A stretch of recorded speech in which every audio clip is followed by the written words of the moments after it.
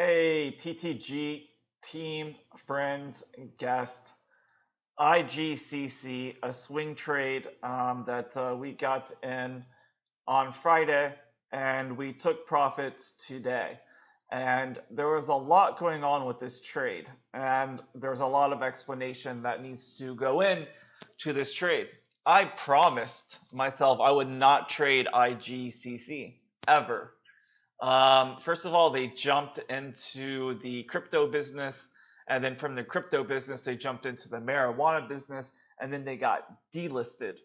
Um, those are all really good reasons to stay away from this stock. 100% like POS, stay away, do not trade, right? Right? So let's look over here. I think it was 9 o'clock.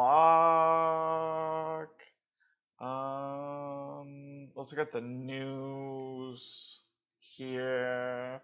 IGCC. Where today? Custom. They had news come out, and then I wanted to make sure this wasn't some made up news. So then I read the news,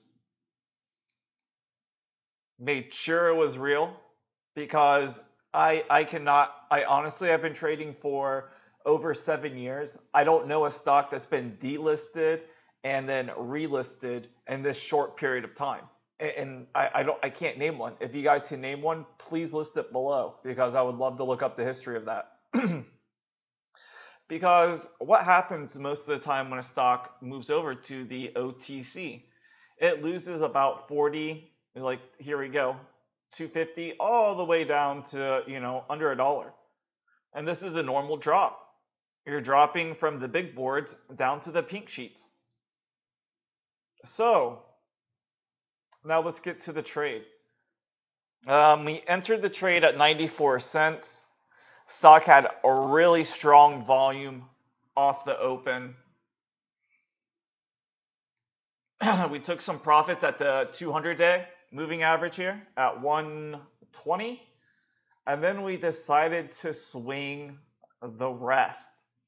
Now, my take profit goal on this trade was at $2. And my friend, our head trader, Mr. Michael Edwards, which I owe a steak dinner to, asked me why I was selling this stock in mid-gap.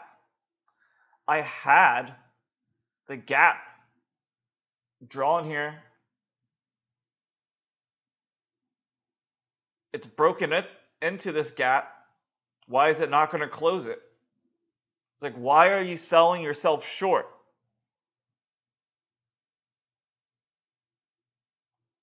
Guys, remember, do not look at your profit and loss.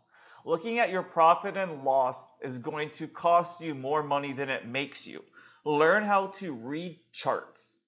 I was looking at my profit and loss. I had the setup on my chart, what I needed to see happen and do. And look what happened. It came up here, did exactly what we thought. Shot up to 3. Broke up into this gap, held it. I took profits at $3 instead of $2.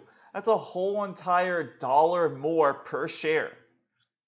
Because instead of looking at my profit and loss, I followed my gut and I believed in my chart. Guys, these candlesticks trading has been around since rice trading. So there's a reason why we look at charts.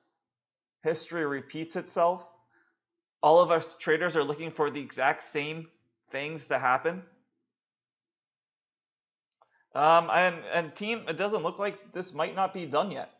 We don't want to see stocks go up straight up. We want to see stocks consolidate, hang out after making a strong move. This is a marathon, not a sprint. Stocks normally like to move for 3 days. This is day 1. This is day 2. Now, tomorrow they're supposed to actually lose the other C and be IGC. That would be another catalyst to move the stock up. We see some profit taking happen today. This is a chalk and money flow line. We still have the MACD curling up. So, thanks to my friend, Mr. Michael Edward, I made an extra $1 a share here. Because he saw on my chart, I had it in here.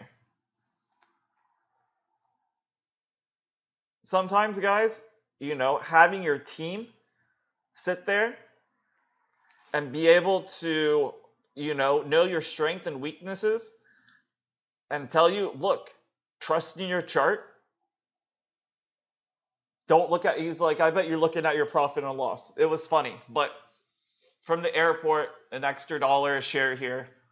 Boom. All right, we killed this trade. 94 cents up to $3. That's just unbelievable. All right, great teamwork on that. Another trade that we sold today, which I sold today, some people are still holding, Nio. Nio, accumulation curling up. We got in right around the 750 area. Okay, we knew there was resistance at 850. I took some profits in pre-market. Took some more here at 9. All right, I like this stock long term, but I don't like this hammer here at the top of an uptrend reversal sign. I mean, we still have to wait for confirmation, but I think I might be able to pick up some more $8 shares. And then a swing trade, which we also took some profit on already when it hit 5. So OCUL has not been above its 50-day moving average in a long time. Was able to break it and hold it on Friday. It gapped up today and was able to hold it. Now, it couldn't break through this $5 area. We took some profits here at this $5 area. We still have accumulation coming up to 0. We still have the MACD coming up to 0. I'm looking for 550. Maybe 525 on the rest of this. We took some profits at 5. This is a swing trade that you guys want to watch tomorrow, OCUL. So these are the 3 trades that I got into and did today. I hope to see you guys tomorrow, TTG, Tuesday. It's when we open up our chat room and let everybody in for free. So we'll be watching OCUL for sure tomorrow, swing trade, looking for maybe hopefully a gap up over 5. That would be great. And then we're also watching IGCC. This should be IGC. And we'll also be watching to see if the SPY can bounce and we get a really nice move on these China stocks, or if I'm going to be buying some Nio at $8 or $7.50. All right, thank you guys, and have a great night.